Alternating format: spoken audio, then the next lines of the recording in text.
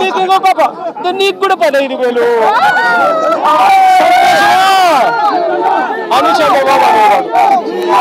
కాదు మందులు ఇట్లా పూయించినారు స్వామి ఇట్లా తెచ్చుకుంటున్నాడా ఉన్నాయి ఎంజీ కూడా ఎక్కువ ఇంతకుముందు 7 mg టాబ్లెట్ వాడేవాడు ఇప్పుడు ప్రతి 10 mg వాడుతున్నాడు అయినా కూడా అది కాదురా మందులు డోస్ సరిపోవట్లా ఎందుకంటే బాగా ఉష్ణితం గుర్తుపెట్టుకో ఆల్కహాల్ రోజు తాగేవాడికి ఎంత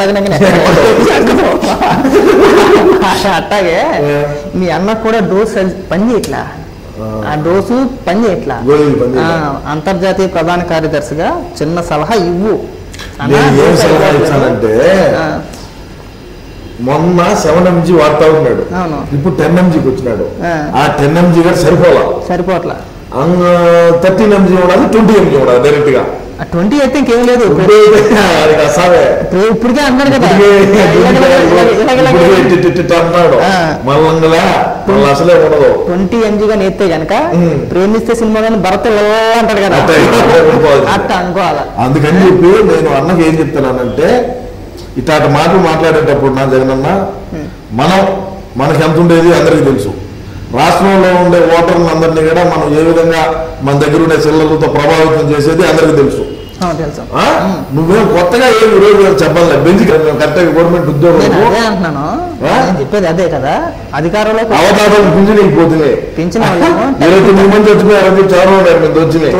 ఆ కెమెరా పెట్టుకొని పోయి ఆ మంచాలలో తీసేటప్పుడు ఆ షూటింగ్ చేసి నేనేం చిన్న పనులు చేశానా చాలా చేసావు. నేను అదే అంటున్నా ఇప్పుడు ఏదైనా ఒక మాట మాట్లాడితే నమ్మేలా ఉండాలి.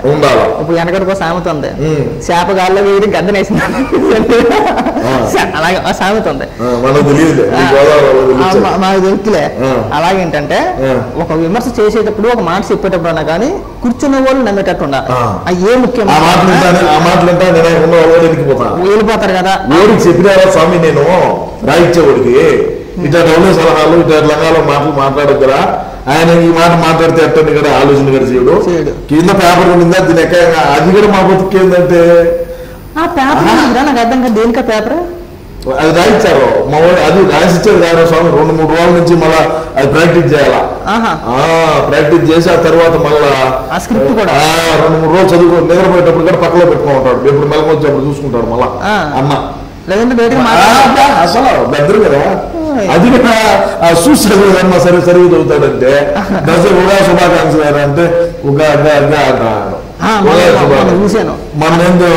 మళ్ళీ ఏందో నామ సంవత్సరం అంటే కృత్రిమ ఏంటంటే ఏందో కుర్త అంటున్నాడు కాదు. నేను ఎందుకన్నా మేము అందుకే స్వామి మా అన్న ప్రెస్ మీట్ పెట్టండి ఎందుకంటే ఈ తెలుగుదేశం వాళ్ళు మీ పార్టీ వాళ్ళు ఏం చేస్తారంటే నాకు ఇప్పుడు ఉంటారు మా ఊరు ప్రెస్ మీట్ పెట్టాడు అనుకో దాన్ని కళ్ళు ఆడుకోవడా చూసి మా ఊడు ఏమన్నా అన్నారు అనుకో దాన్ని కత్తిరించి దానికి సెలవుల పొలవలు చేసి ఆయన కింద కూడా తగిలించి చెప్తారు ఆయన కిందనేం తగిలించే అవసరం లేదు మాట్లాడింది యాక్చువల్గా అట్లా తీసుకు చూపితే చాలు అదే పెద్ద వైరల్ తెలుసా. నేను ఈ దోశ ఎందుకు సరిపోవట్లేదు అన్నానంటే జనరల్ గా 2014 నుంచి 2019 వరకు తెలుగుదేశం ప్రభుత్వం 2019లో మీ అన్న వచ్చాడు మొత్తం అంతా నాకించేసాడు. ఇప్పుడు ఇది 2024 అవునా మళ్ళీ 2014 నుంచి 19 వరకు చేసిన ఆరోపణలు చేస్తాడే ఇప్పుడు కూడాను 5 ఏళ్ళు ముఖ్యమంత్రిగా చేశాడు కదా. క్వశ్చన్ కావాలా క్వశ్చన్ పూర్తి చేయండి. నువ్వు ఇప్పుడు ఏదైతే తెలుగుదేశం మేనిఫెస్టో పట్టుకుని విమర్శలు చేస్తున్నావో ఏ విమర్శలో 2019 ఎన్నికల్లో కూడా చేశాడు. ప్రజలు నమ్మారు భారీ మెజార్టీ మీకు ఇచ్చారు కదా. మరి నువ్వు విమర్శ చేసేటప్పుడు ఈ 2019 నుంచి 24 దాకా మీరు ఏం పీకేరు చెప్పుకొని చెయ్యాలి కదా. మళ్ళీ 2014కి వెళ్ళిపోయారా నేను చెప్పేది ఏంటి 2014లో ఏం వాగ్దానాలు అయితే చేశాడో ఏదైతే అప్పుడు అధికారంలో ఉన్నటువంటి తెలుగుదేశం మీద ఏ విధంగా అయితే విమర్శలు చేసినాడో యాజ్ తీసి మళ్ళా చూస్తాడు. ప్రజలు నమ్ముతారులే గొర్రెలు కదా అనుకుంటాడు. మీరు చేసింది చెప్పుకోరా మేమేం చేసింది ఎంత బొక్క ఏం చేసామా చేసింది ఏం లేదనే కదా ఏం చేసావురా వాస్తవాలు మాట్లాడుకోవాలా. అరే మనం ఏదన్నా కూడా నేను కరెక్ట్ గా మాట్లాడేటువంటి మనిషిని నువ్వు కరెక్ట్గా మాట్లాడతామని నేను పిలుచుకొచ్చా అదే చెప్పేది ఉన్నది ఉన్నట్టు మాట్లాడతాము. ఏం పేరు కట్టలు కట్టినామన్నాడా ఒక మంచి పేరు తీసుకొచ్చా చెప్పనా మంత్రులు అంటే వాళ్ళకి బూతులు మాట్లాడితేనే మంత్రులు అవుతారు బూతులు అంటారు. మేము వేద మంత్రాలు అంటాం అంటే తెలుగు ఉచ్చారణ ఏ విధంగా మాట్లాడతారు అసలు పండితులు కూడా ఆలోచన చేస్తారు, బా ఏమిరా వీళ్ళు మాత్రం మాట్లాడుతున్నారు, వీళ్ళ దగ్గర మనం నేర్చుకోవాలి అనేది కూడా ఆలోచన చేస్తారు. అంటే బూతులు వస్తే సరిపోతుంది మీ పార్టీ. బూతులు కావాలా, మర్డర్లు చేయాలా, ఎర్రచందనం అక్రమ రవాణా చేయాలా, గంజాయి తోలాలా, ఇసుక తోలాలా, మైనింగ్ చేయాలా, పీడిఎఫ్ నుండి కొన్ని నెలల పాటు సబ్ జైల్లో ఉండాలా, ఇటువంటి వాళ్ళకి మాత్రమే మా పార్టీలో అవకాశం ఉంటుంది, ప్రాధాన్యత ఉంటుంది, టికెట్లు ఉంటాయి, ఎమ్మెల్యేలు అవుతారు, ఎంపీలు అవుతారు, జెడ్పీటీసీలు అవుతారు, ఎమ్మెల్సీలు అవుతారు. ఎమ్మెల్సీ అనంతబాబు ఉన్నాడు, సబ్ డెలివరీ చేశారు, వాళ్ళు సస్పెండ్ చేయొచ్చు కదా, చెయ్యము. ఎందుకంటే మాకు కావాల్సింది అటువంటి వాళ్ళే.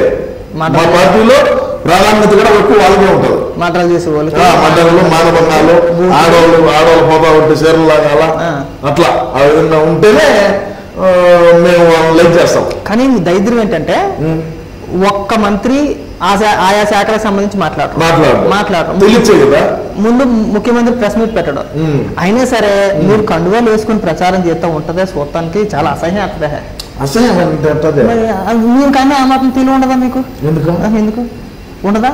ఎందుకని ఇప్పుడు పక్క రాష్ట్ర మంత్రులు ఉన్నారనుకో, ఆయా శాఖలకు సంబంధించి ప్రెస్ మీట్ పెట్టి ప్రజలకు దాని వల్ల ఒరిగింది ఏంటి, పీకింది ఏంటి అని చెప్పి వివరించే ప్రయత్నం చేస్తాం. మేము చేసిందే ఉన్నదండి. ఏం చెప్పుకునేమో, బాబాయ్ మటర్ చెప్పామా, లేదంటే కోట్ల రూపాయలు అవినీతి చేసామని చెప్పామా, సచివాలయం తాకట్టు పెట్టామనేమా, 3 రాజధానులు కడుతున్నామని చెప్పి ఏమి చెప్పామో, ఏమి చెప్పాలా? చెప్పాలి, బాధ్యత ఉంది, మంత్రులకు ఉంది కదా. ఆ మంత్రులకు తెలిసే కదా. అంటే నిజానికి వాళ్ళందరినీ తీసుకొచ్చి మంత్రులుగా కూర్చోబెట్టి అందరినీ తెచ్చేది సరిపోయింది. మరి ఆ గోరంట్ల మాధవ్ గారిని కూడా తీసుకొచ్చి ఏదో నామినేట్ పదవిలో కూర్చోబెట్టుకుని అన్న పక్కన కూర్చోబెట్టుకుంటే అయిపోయేదిగా. అన్నకి ఆడ పొగలో చూపిస్తాడు, దగ్గర బాధ ఆడేమని ఏం చేసేది, ఏం చేస్తాడు తెలుసా? టికెట్ మాకు కన్ఫర్మా కాదా, కన్ఫర్మ్ కాదా, సర్జరీకి ఫోన్ చేస్తానంట. మనం వేసేటండి వీడియో కాల్, ఫోన్ ఎత్తే సార్ వీడియో కాలే. గుడ్లన్నా లేదన్న రాబండ్రా స్వామి తట్టుకోలేక నాకు కూడా ఫోన్ చేసి చెప్పాడు, ఎవరైనా నువ్వు అన్నతో మాట్లాడరా, నేను మళ్ళీ మాట్లాడితే నువ్వు సైకో ఉండరు స్వామి అంటే మళ్ళీ ఇప్పుడు ఆపినాడు. కానీ ఇంకో డౌట్, 6 కాకముందే లైట్లా వేస్తాను అంటున్నాడు. 6 కాకముందే ఇంకా వెళ్తుండే కానీ ఎండాకాలం సాధారణంగాను, ఆ విషయం అందరికీ తెలుసు, ఎండాకాలం కదా. ఎండాకాలం సాధారణంగా 6:30 వరకు కూడా చీకటి పడదు. మాట్లాడితే టైం చూసుకుంటాడు, ఇది రేసేకటి ఉన్న వాళ్ళ.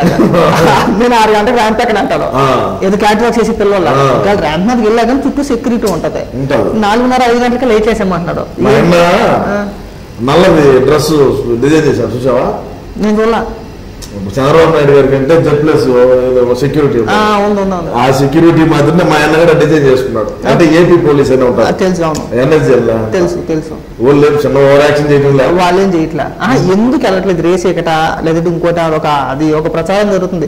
6 దాటితే ఎందుకు వెళ్ళట్లేదు ర్యాంప్ మీదకి అని చెప్పేసి ప్రచారం జరుగుతుంది. ర్యాంప్ మీద ఎందుకంటే మా అన్న వేసుకునేది హీల్స్ చేసుకుంటాడు. ఓకే, అర్థం కదా. ఆడేమన్నా రాళ్ళు పాడు అట్ట ఇట్ట మంచి అంటూ ఉన్నాయనుకో, పడితే మరి ఆ మాత్రం ప్రతి సభలో ర్యాంప్ వేయడం దీనికి, ఇది ఎలాగ వెళ్ళని తెలుసు. ఇది ఎలా ఎవరు ఏంటంటే సరే ఉండాలి కదా అట్లా షోయింగ్ అది కూడా గ్రీన్ మ్యాట్లు వేసుకుంటాం. అది ర్యాంప్ కాదు వాస్తవానికి, ప్యాన్ రెక్కలు మనమే ఐడియా ఇచ్చింది. ఇది నాకు తెలుసు, నేను చూసాను, నాకు అది చూసినట్టు గుర్తుకొచ్చింది. అది ప్యాన్ రెక్కలు ఇదే డిజైన్ ఆడేసింది ఇప్పుడు. కానీ మళ్ళీ 175 నీది స్లోగన్ ఒకటి ఉంది కదా, 177 నీ నినాదం అది. మళ్ళీ నేను మీకు పెట్టుకోండి మా అన్నను, నేను అదే అంటున్నా. 177 గెలిచినాక దించి మళ్ళా ముఖ్యమంత్రి సీటు మీద నేను అదే అంటున్నా. మళ్ళీ మీరు 170 గెలిస్తే కనుక రాష్ట్రంలో యువత అందరి చేతుల్లోని కూడా అటో నిమ్మకాయ బద్ద ఇటో నిమ్మకాయ బద్ద ఇచ్చి సీటుకి చెప్తారు కదా, చెప్తారు కదా, ఉప్పు కారం కూడా మహానుభావులు. ఇంటికి 2 బద్దల కార్యక్రమాలు, ఇంటికి 2 బద్దల కార్యక్రమం అని చెప్పేసి అని అంటే నువ్వు నవ్వుతున్నావు కానీ మనం మా గ్రౌండ్ లో బ్రహ్మాండంగా ఉన్నది ప్రజాదరణ. ఏడున్నది 500 రూపాయలు లెక్కించి ఒక క్వార్టర్ ఇచ్చి ఆయన మనసులు పెట్టుకో. స్కూల్ బస్సులు, ఆర్టీసీ బస్సులు, వ్యాన్లు అన్ని స్కూల్ పెట్టుకోరే. నీకు గమ్మత్ తెలిసిన ఏదైనా మీటింగ్ జరిగితే ఆ స్కూల్లో పని చేయించాలి.